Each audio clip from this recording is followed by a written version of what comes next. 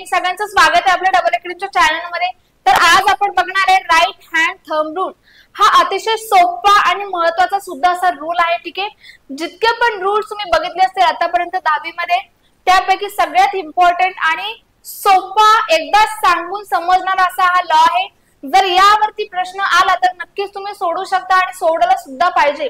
या व्हिडिओ नंतर तुम्हाला काही याच्याबद्दल तक्रार येणार आहे किंवा तुम्हाला काही न समजणार नाही असं राहणार नाही। ठीक आहे, तुम्ही एक्झाम मध्ये जर हा प्रश्न आला राईट हँड थंब रूल वरती तर नक्की तो सोडू शकता। ठीक आहे, चला तर सगळ्यात अगोदर याचं स्टेटमेंट आपण बघणार आहे। काय आहे? is a method to determine the direction of magnetic field around the straight current carrying conductor। ठीक आहे, ही कसली मेथड आहे? Direction of magnetic field, magnetic field ची डायरेक्शन दाखवली जाते कुठं? त्या कंडक्टरच्या अराउंड, त्या कंडक्टरच्या सराउंडिंगला मॅग्नेटिक फील्ड ची डायरेक्शन कशी आहे हे दाखवण्यासाठी आपण right hand thumb rule use करतो।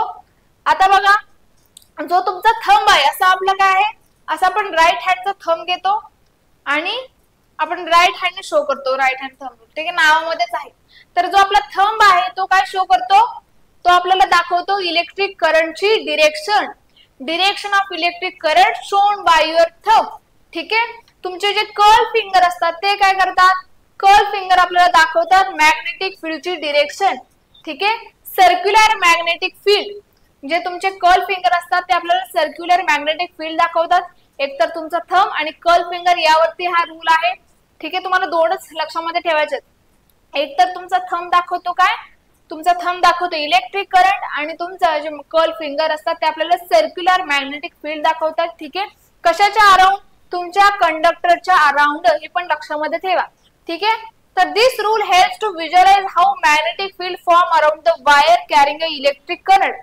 तर एखाद्या वायरच्या सराउंडिंगला अराउंड जी मॅग्नेटिक फील्ड असते ती कशी असते हे आपल्याला यावरून समजते। ठीक आहे, द मॅग्नेटिक फील्ड लाईन्स, आता तुमची वायर म्हणजे इथं आपण कंडक्टर कन्सिडर करतो। ठीक आहे, the magnetic field lines encircle the wire with their direction given by the curl fingers. ठीक आहे, तर कर्ल फिंगरने आपल्याला काय समजून येतं? मॅग्नेटिक फील्डची डायरेक्शन कशी आहे? सर्क्युलर आहे। ठीक आहे, सर्क्युलर आहे म्हणूनच आपण त्याला या कर्ल फिंगरने दाखवत आहे। असा हा राईट हँड थंब रूल होता। तुम्हाला आला तरी प्रश्न खूप सोपा येईल, याच्यावरती लगेच सोडवता डोळे झाकून सुद्धा। ठीक आहे, चला तर बघा, आपण 10वीची बॅच लॉन्च केलेली आहे 2024-25 या इयर साठी। या बॅचची प्राइस काय आहे? या बॅचची प्राइस आहे 5000 रुपये आणि याची व्हॅलिडिटी आहे 1 वर्षाची।